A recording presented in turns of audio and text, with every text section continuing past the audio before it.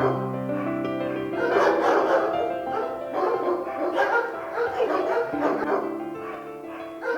majoria d'abandonaments, la majoria d'animals que arriben al centre són escapats. La majoria van sense identificar i, evidentment, esterilitzats poquíssims. Moltes femelles ens arriben amb zel.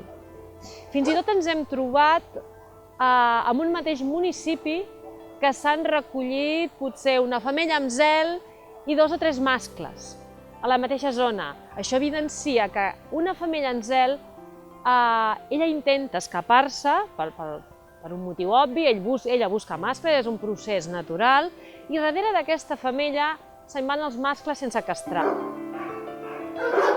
Alguns poden morir a les carreteres, altres queden moribunds, queden molt malferits, i al final per què? Per res.